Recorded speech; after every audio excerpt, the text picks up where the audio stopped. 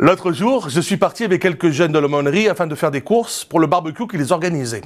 Jusque-là, rien de spécial, mais en s'arrêtant dans un magasin, on tombe sur un rayon rempli de décorations d'Halloween. Alors je n'ai jamais compris comment cette fête qui nous vient de l'outre-Atlantique a pu se faire une place chez nous. De moins d'ampleur, certes, mais quand même. Alors oui, l'origine est européenne, mais soyons clairs. À l'époque, il n'était pas question de bonbons et de déguisements. Enfin, ce qui me gonfle un peu, c'est qu'on fait toujours d'Halloween des caisses. Mais que la Toussaint, ça passe toujours à la trappe.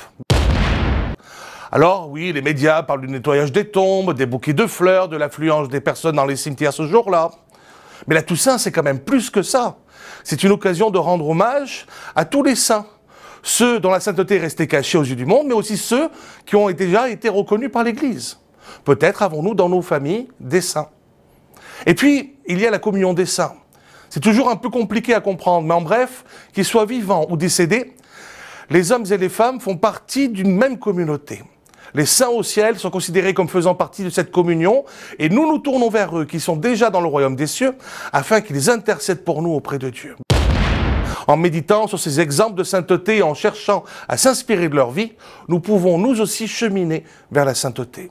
Enfin, la Toussaint est également l'occasion de réfléchir à la victoire du Christ sur la mort et sur le péché. En célébrant les saints qui ont trouvé la vie éternelle auprès de Dieu, cette fête nous rappelle la promesse de la résurrection et de la vie éternelle pour tous les croyants. Alors oui, c'est quand même plus intéressant que la fête d'Halloween. Moi, je préfère me tourner vers la lumière plutôt que vers les ténèbres. Alors cette année, moins de bonbons et plus de prières, car comme je vous le rappelle à chaque fois, God is love.